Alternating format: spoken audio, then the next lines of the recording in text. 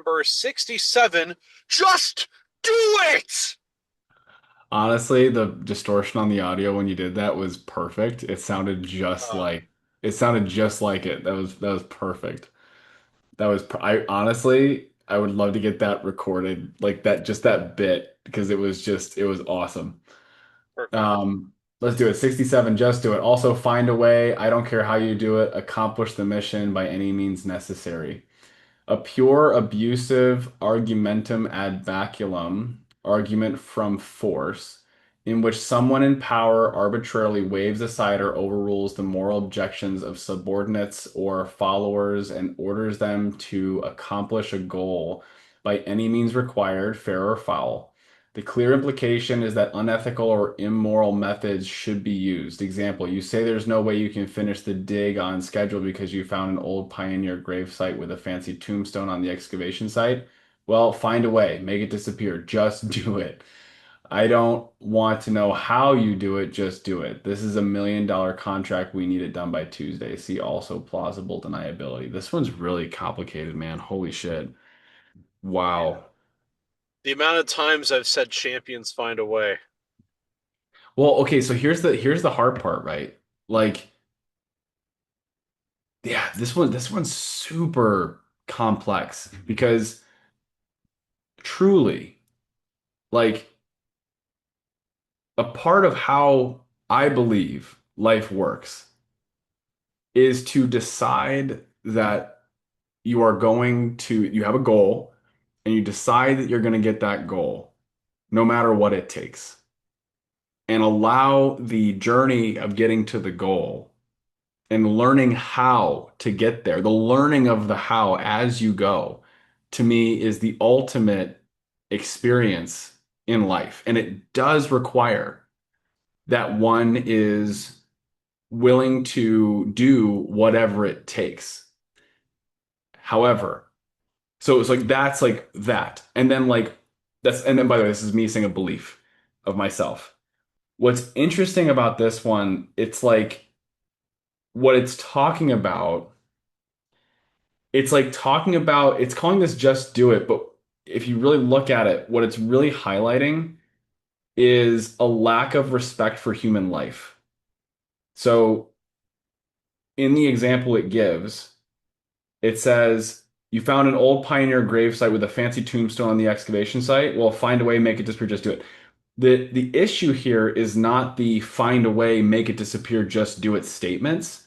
It's the fact that this person is in this example is disregarding other human life in the process of making it happen. And it's kind of like we it's almost like the Thanos thing. It's like his story of getting all the things on the gauntlet and accomplishing his mission is actually one of the most epic hero stories of all time. The one problem is that he did not value human life enough to find an alternate solution like just making more food.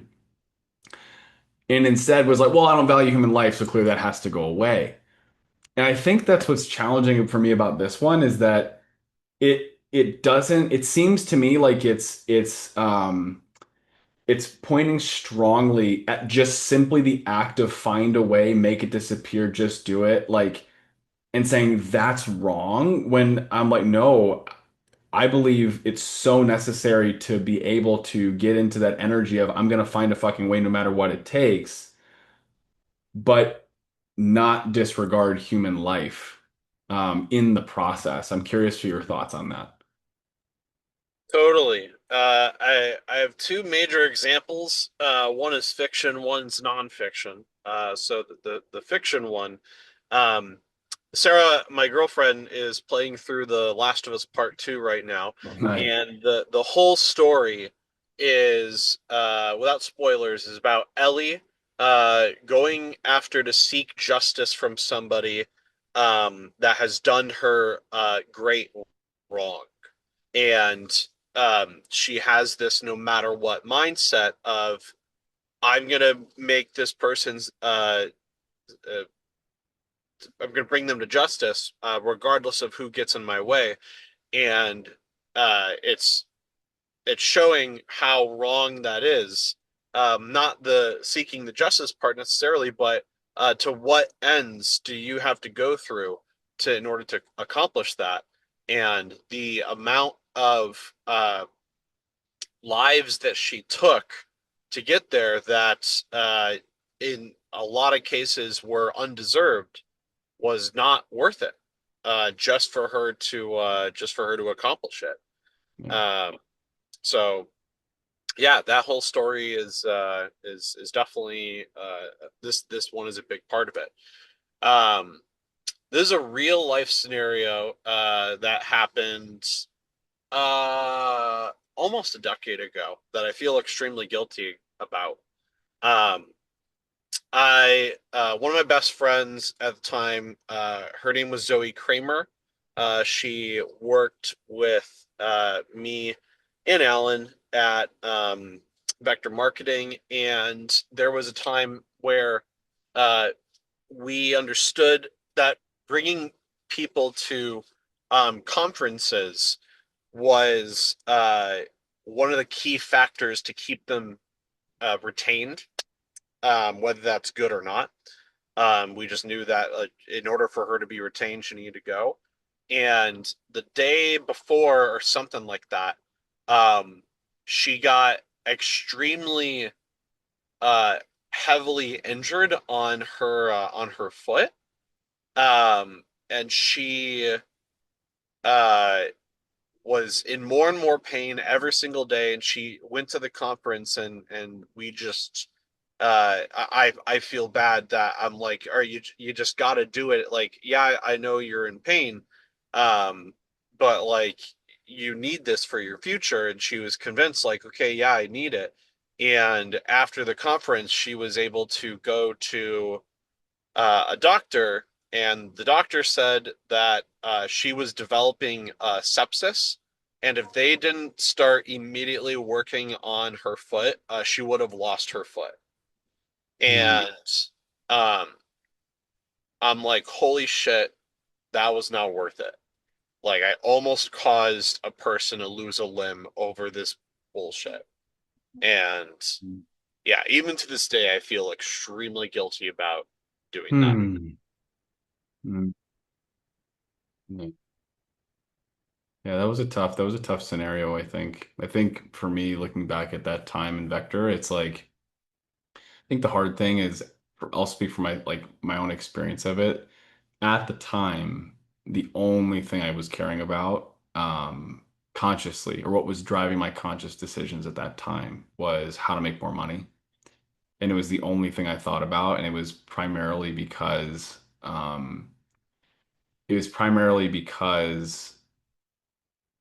of the kind of consistent story. Well, I'll say this.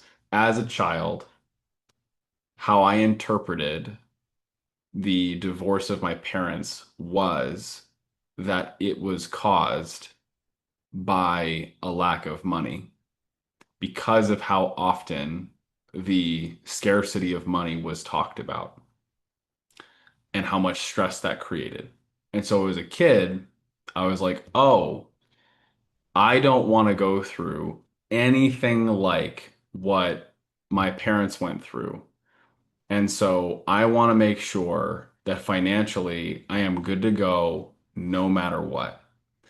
And so when I was at Vector and it was like you can make unlimited funds just depending on how hard you worked, to me that was such a golden ticket. It was this like it was this it was a way to get out of a future that I was deathly afraid of experiencing. And thankfully, I had enough of a moral compass that although I did some things that in retrospect, I'm I definitely wouldn't say I'm ashamed of. I feel as though I did my absolute best uh, to be kind and caring to those who I was working with. However, I can definitely say that my desire for money blinded a lot of the underlying motivation behind my actions. Um, and I think that the hard part about that company in general is that it attracts young people who uh, they don't have life figured out yet, and so they're very impressionable um, by flashy things and fallacies and whatnot. And so, yeah, I think you and I we both that was hard. It was just it was a hard time. Like it was a really hard time to go through that on my in my own perspective. Because for me, it was I was not willing to like one of the things that we were encouraged to do was recruit everybody, no matter what it takes, right? Just do it. Go to a high school graduation and hand out these mailers that say there's a job waiting for you if you want it. And even though that didn't feel right, even though for me, every time I was asked to do that, I was like, this feels wrong. This feels like manipulation. This feels like lying. This feels like I'm taking away from someone's one of the most important days of someone's life. I feel like I'm putting a smudge on that. Um, just do it was definitely engaged in that moment. So, but for me, like in those situations, although I did go and do the mailers like I was told to, I remember never feeling good about it. And despite pressure to do all of these other things to get the results, I did my utmost to try to balance the two, which was do the thing I don't feel good about because it's going to get me results. That was the money motivation, but also do my best to try and discover more about how to actually help people in the process. And again, my intention was muddied by the desire for money, and it was this whole thing. And to figure out the two of those, balance it out, and work with it, or like asking people to upload their entire phones of contacts to then reach out to them. Like these are all things that were done in this just do it mentality. And it's like, yeah, to figure that out, to try to figure that out at 18, 19, 20, that's really hard. That's really difficult to throw on someone's plate when you're young, impressionable, you don't have wisdom built up yet, and uh, even more so if you're uh, seeking wisdom and guidance from something that you're really doing your best to overcome. Yeah, it's a we both that was a tough spot, man. I totally forgot about um, handing out the letters that said congratulations on them, and then inside was now you get to work for us. Go to workforstudents.com. Uh, to every single person that walked past the graduation ceremony. Yeah, Yep, it makes me want to throw up. yeah, it was a tough one. I never liked that, man. I never liked that. The graduation letters. Yeah, that felt it's It so was interesting. effective. They that it got it in everyone's hands, and yeah, it's just like no one invited us to be there. Uh, the school never questioned Yeah. us. Uh, Well, I think it's because they couldn't imagine that someone would do something like that, you know? that is a great point. It's like it was like I think once I was asked like, "Are you guys with the school?" And I say, "No, we're just handing out congratulation letters." But like even that's not true. That's a lie still. It's like we're not handing out congratulation letters. Like yes, these letters have the words congratulations on them. So technically these are letters that are congratulatory, and it's also a top of funnel attempt at getting people to apply for jobs. And it's like, Yeah, it's kind of slimy, man. I'm like I'm thinking about it right now, and I'm like, oh, like it doesn't feel good in my body. It feels kind of I feel like kind of sick to my stomach a little bit thinking about it. That's a rough one. I appreciate you bringing that one up because I think I totally like mentally got rid of that memory because I didn't like it that much. Yeah. I completely forgot I did that. Yeah. Yeah, it didn't feel good.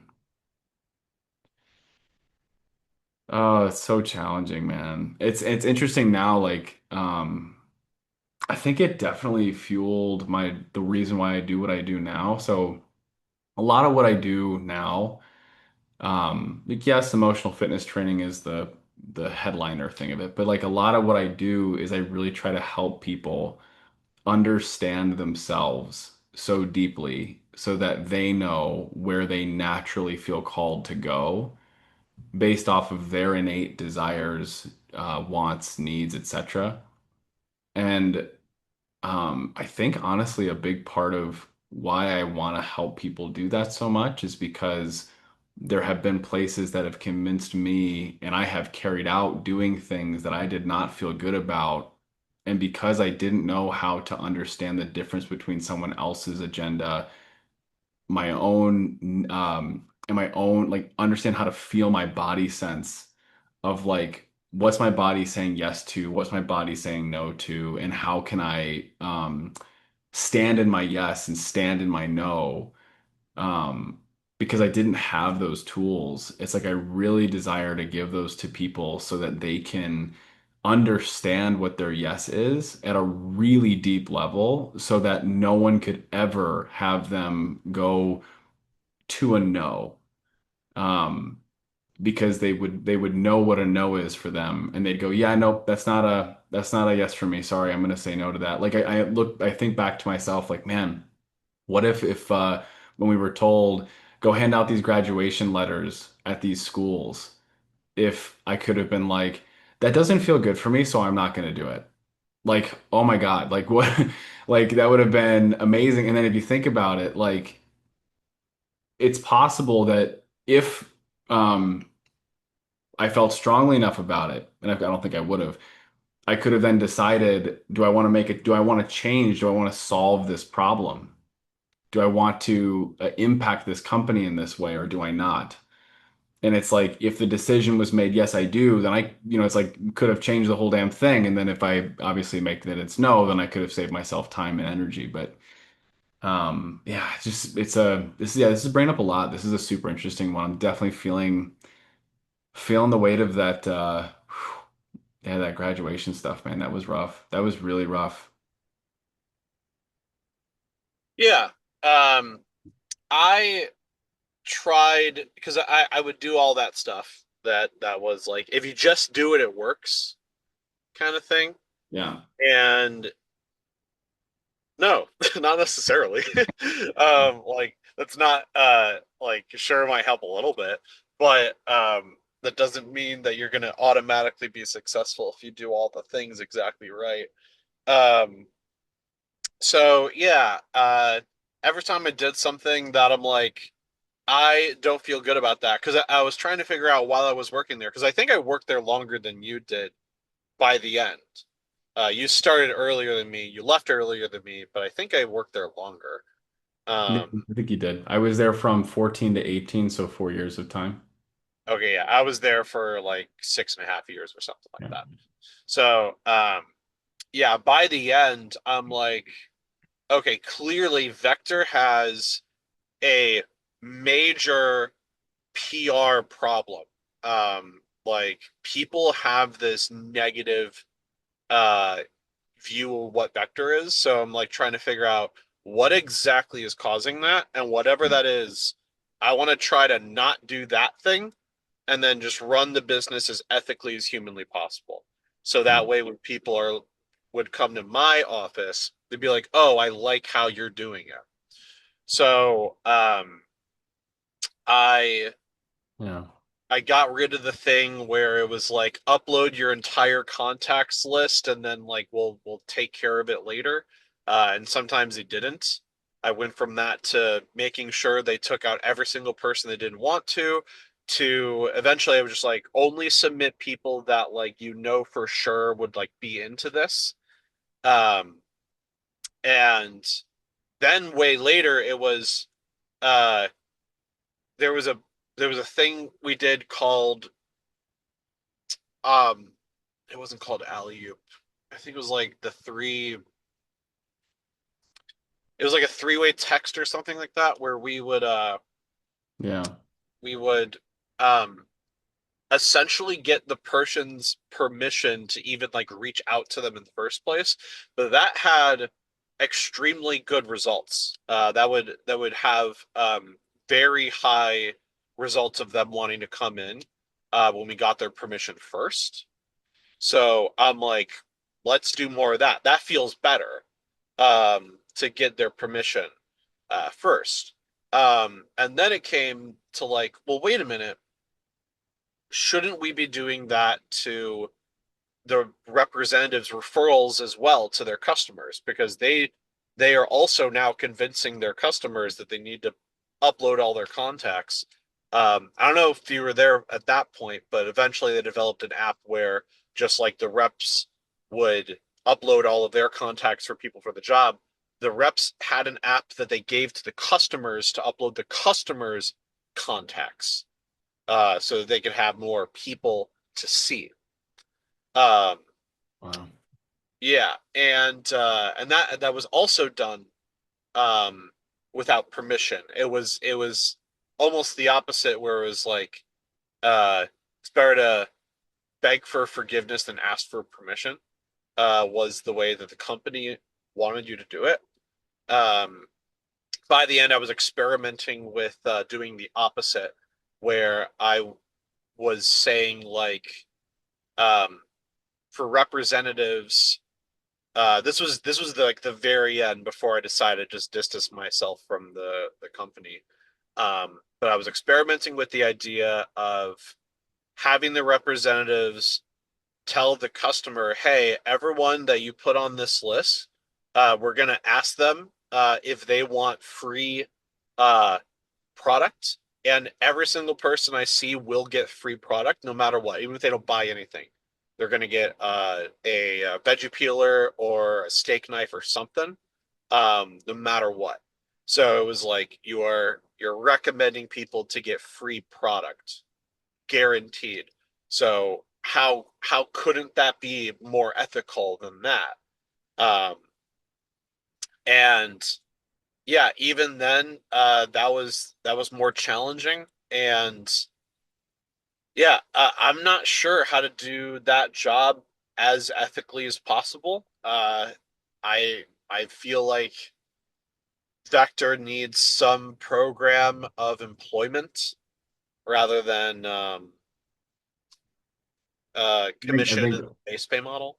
Yeah, I think what's much more what needs to happen there is a legitimate marketing budget. Like actually learn how to market like a normal like a normal company.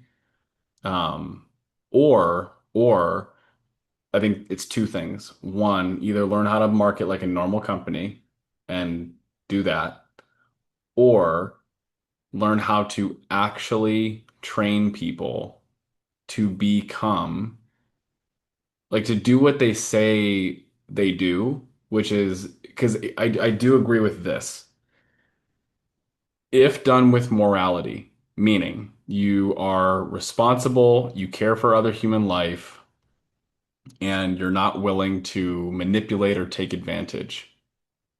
I believe that that space is super effective at teaching really important skills, especially in communication. Like For sure. huge things. It's just that the issue is that the company will say it cares about helping people become better communicators, but by and large, they don't. Like at a large scale, what's actually happening is they're using questionable tactics, lots of fallacies, and it's like kind of like the 80/20. It's like 80% of the sales, I would argue, are probably from not good things, whereas 20% is from actual legitimately good things. And that to me is like, and it might be more, it might be less, I'm not sure. But I mean, yeah, I would say like 80% of the sales are just from a kid selling a homemaker to their parents, and yeah, like that's it. And then they quit. right. Yeah. But like, you know what I mean? It's like, hey kid, you're gonna have a job that's gonna help you pay for school. All you have to do is these things. Well, what do I have to do? This thing that starts to dance on the edge of morality, this thing that starts to dance on the edge of morality, this thing that definitely is not okay, but we're gonna And if convince you feel you. bad about it, that means you're growing. Yeah, yeah, yeah, yeah. Yeah, yeah, Fuck. yeah. Yeah. It's like, I don't know, it's like again, it's if it was adults, I think it would be different because adults, they've got a little more discernment, a little more wisdom. But Well, we when, would hire people that were older occasionally, yeah, and we would see what would happen. yeah. But it's like with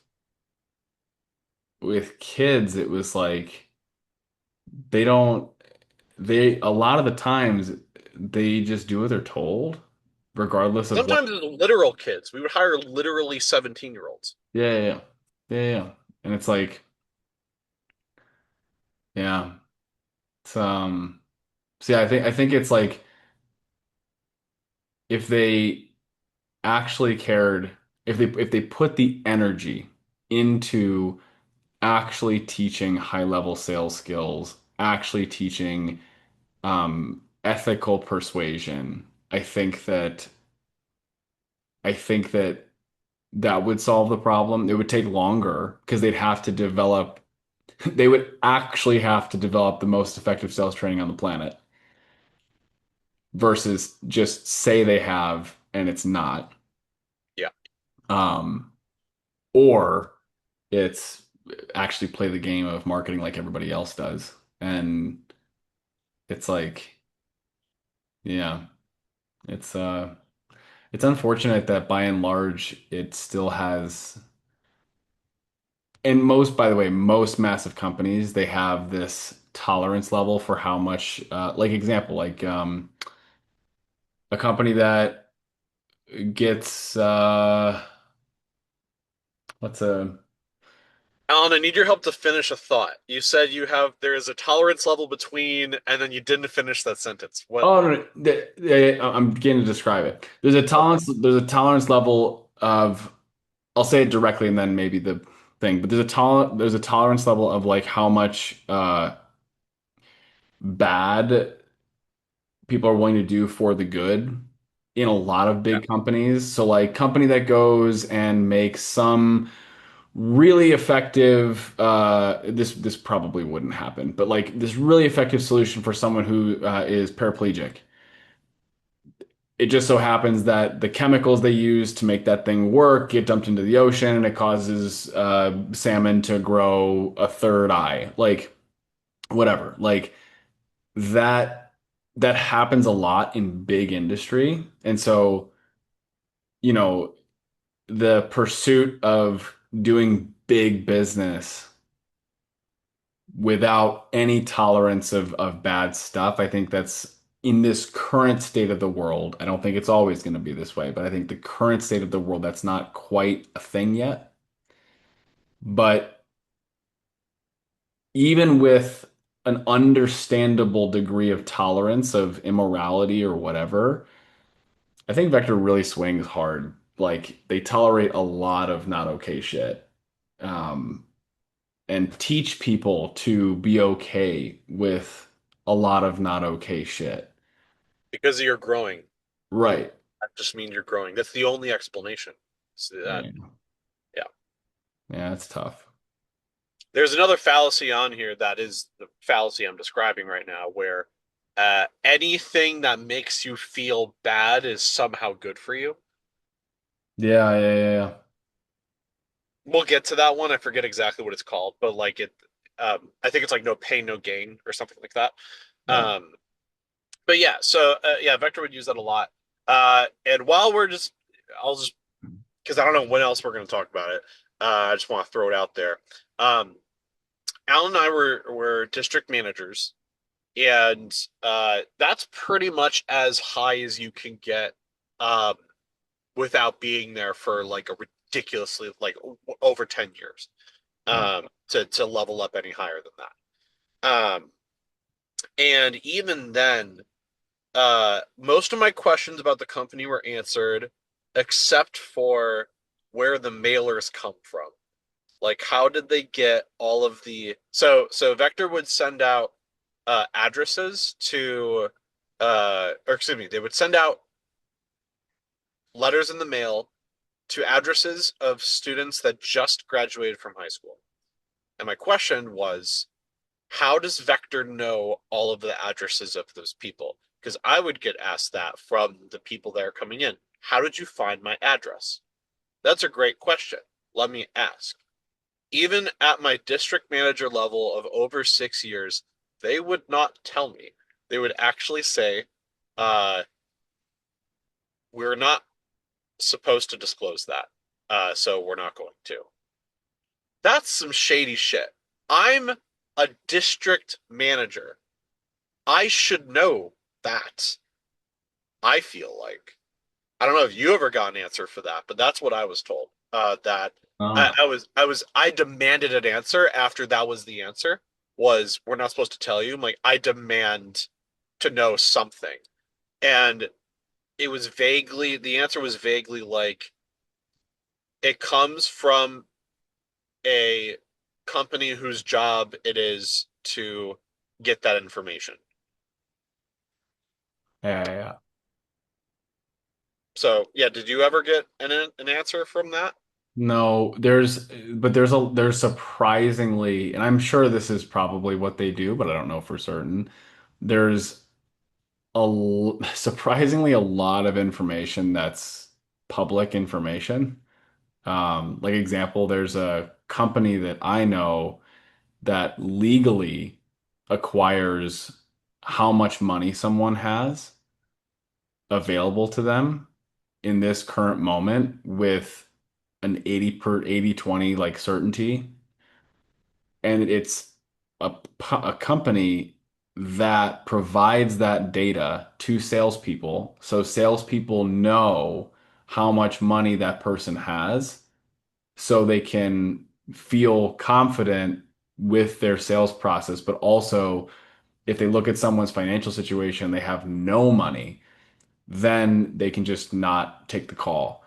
And so I was like that kind of information is available and it's legal to acquire. So is it ethical? I don't think so. I think that's fucking not okay to like know someone's financial situation before you talk to them. Like that just doesn't feel right. That feels really wrong to me. And it's available. So I have a feeling that perhaps that information is also somehow legally available. You just got to find the right spot. But it is concerning that they go out and find it for 18-year-olds and 17-year-olds. That's a little scary. Like they know where children live. You know what I mean? It's kind of jacked up.